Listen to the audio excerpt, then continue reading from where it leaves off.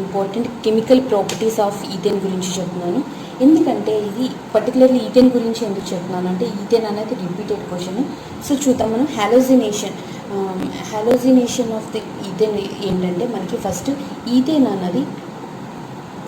అన్నది క్లోరిన్ తోటి, హ్యాలోజన్స్ అంటే క్లోరిన్, బ్రోమిన్, అయోడిన్ వస్తాయి కదా. సో హ్యాలోజన్ అనమాట. ఇది హ్యాలోజన్తో రియాక్ట్ అయ్యి మనకి ఏమవుతుందో presence of sunlight compulsory the most important అనమాట, కంపల్సరీ మెన్షన్ చేయాలి. సో యూవీ కానీ లేదంటే sunlight, in the presence of sunlight తోటి ఏమవుతుందంటే మనకి హెక్సా క్లోరో ఈథేన్ అనేది ఫామ్ అవుతుంది అనమాట. ఇక్కడ జరిగే ప్రాసెస్ ఏంటంటే సబ్స్టిట్యూషన్ రియాక్షన్ అనమాట. అంటే ఏంటంటే ఈ హైడ్రోజన్ యాటమ్స్ని రీప్లేస్ చేసి ఆ ప్లేస్లో హాలోజన్స్ ఏదైతే ఉన్నాయో అవి వెళ్ళి సబ్స్టిట్యూట్ జరుగుతుందనమాట. ఇందులో జరిగే ప్రాసెస్ అయితే ఇది. సో మనం చూద్దాం. ఫస్ట్ ఈథేన్ ఫార్ములా ఇందాక చెప్పినట్లే C2H6 అనమాట.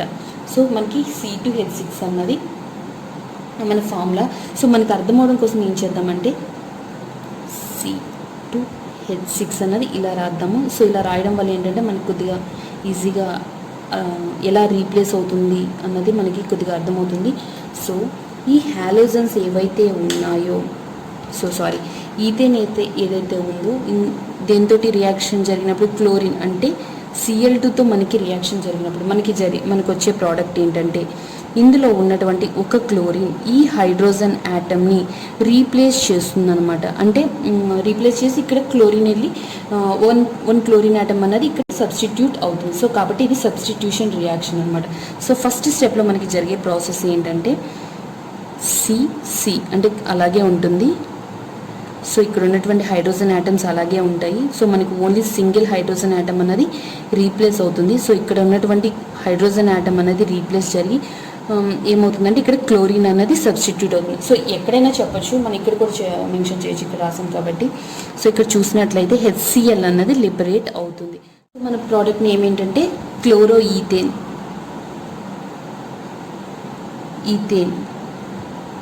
అన్నది మనం రాయొచ్చు అనమాట. సో ఇందులోనే నేను ఎలా చెప్తానంటే, సో మనం ఇలా ఒక్కొక్క ఐటమ్ అన్నది రీప్లేసింగ్ అన్నది జరుగుతుంది. సో మనకి ఈథేన్ తోటి రియాక్షన్ జరిగినప్పుడు ఒక క్లోరిన్ అన్నది రీప్లేస్ జరిగి ఒక హైడ్రోజన్ యాటమ్ని రీప్లేస్ చేసి మనకి ఏమవుతుంది, క్లోరిన్ అనేది సబ్స్టిట్యూట్ అయ్యింది. సో కాబట్టి ఇది సబ్స్టిట్యూషన్ రియాక్షన్ అనమాట.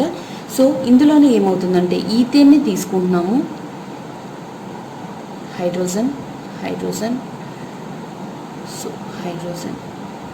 ఈథేన్ అన్నది 6 మాలిక్యూల్స్ ఆఫ్ క్లోరిన్ తోటి రియాక్షన్ జరిగినప్పుడు ఇందులో ఏంటంటే సేమ్ ఈథేన్ తీసుకున్నాము, బట్ ఇక్కడ ఏంటంటే 6 మాలిక్యూల్స్ ఆఫ్ Cl2 తీసుకున్నప్పుడు ఇది ఏమవుతుందంటే ఈ 6 హైడ్రోజన్ యాటమ్స్ని రీప్లేస్ చేస్తుంది అనమాట. ఈ 6 హైడ్రోజన్ యాటమ్స్ని రీప్లేస్ చేసినప్పుడు మనకి వచ్చే ప్రోడక్ట్ ఏంటంటే, సో అన్ని టోటల్ హైడ్రోజన్ యాటమ్స్ని కూడా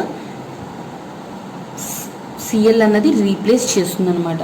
సో మనకి ఫైనల్గా జరిగేది ఏంటంటే, సో Cl అన్నది హైడ్రోజన్ని తీసేసుకొని రిమూవ్ చేసి అంటే క్లోరిన్ అనేది సబ్స్టిట్యూట్ జరుగుతుంది. సో ఇక్కడ మనకు వచ్చేది ఏంటంటే Cl.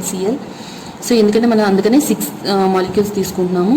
సో ఏమవుతుందంటే ఇక్కడ ఉన్నటువంటి ఇంకొక Cl2 అంటున్నాం కాబట్టి ఈ టోటల్ 6 హైడ్రోజన్స్ ఇక్కడ ఉన్నటువంటి 6 Cls కలిపి మనకి 6 HCl అన్నది రిమూవ్ అవుతుంది. సో దీని ఫార్ములా ఏంటంటే, దీన్ని ఎలా రాయొచ్చు అంటే రెండు C2లు ఉన్నాయి అండ్ Cl6 అనమాట. సో దీని ఫార్ములా ఇది. దీని నేమింగ్ వచ్చి హెక్సా క్లోరో ఈథేన్.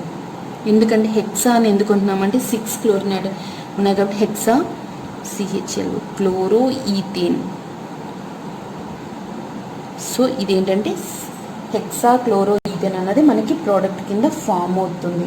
సో హాలోజినేషన్లో మనకి జరిగేది ఏంటంటే ఈథేన్ అనేది క్లోరిన్ తోటి రియాక్షన్ జరిగి in the presence of sunlight compulsory mention చేయాలి.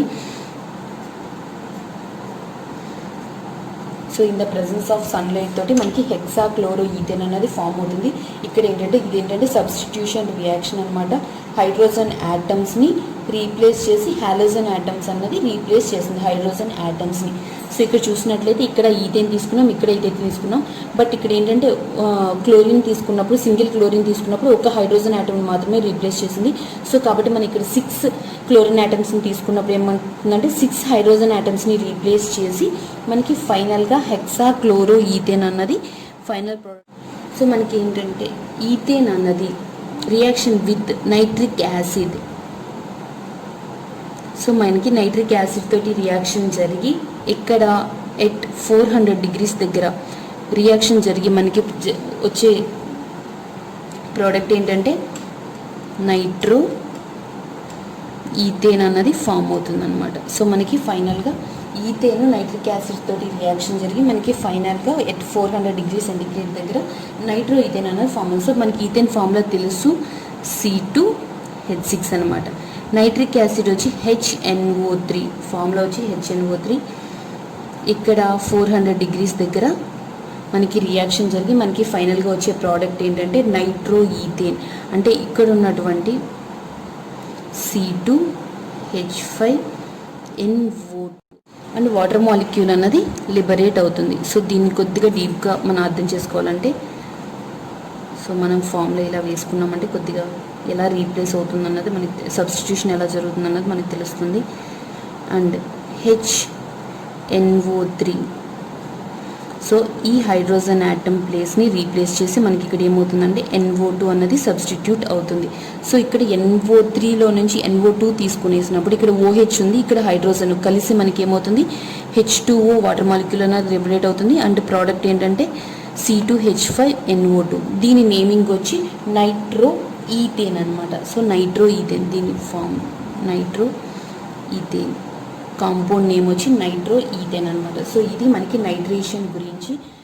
మనకి ఫైనల్ మెథడ్ ఏంటంటే పైరోలైసిస్ అనమాట. పైరోలైసిస్ మెథడ్లో ఏమవుతుందంటే సో మనకి పైరోలైసిస్ మెథడ్లో ఏమవుతుంది ఈథేన్ని హీట్ చేసినప్పుడు 450 degrees సెంటిగ్రేడ్ వద్ద హీట్ చేసినప్పుడు ఆబ్సెన్స్ ఆఫ్ O2 ఆప్షన్స్ ఉన్నప్పుడు మనం O2ని మనం in the absence of O2 మనం ఈథేన్ హీట్ చేసినప్పుడు ఇది డీకంపోజ్ అయ్యి మనకి ఏమవుతుందంటే ఇథైలీన్ అండ్ హైడ్రోజన్ అన్నది మనకి ఫామ్ అవుతుంది. సో ఇందులో జరిగే ప్రాసెస్ ఏంటంటే మనకి మెయిన్గా ఈథేన్ ఫామ్లో తెలుసు C2H6ని 450 degrees సెంటిగ్రేడ్ దగ్గర హీట్ చేసినప్పుడు మనకి ఏమవుతుందంటే కార్బన్కి మధ్య ఇక్కడ సింగిల్ బాండ్ ఉంది, బట్ ఇక్కడ ఏంటంటే కార్బన్కి మధ్యలో డబుల్ బాండ్ ఫామ్ అవుతుంది అంటే CH2.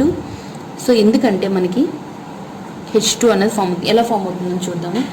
సో ఇందులో ఉన్నటువంటి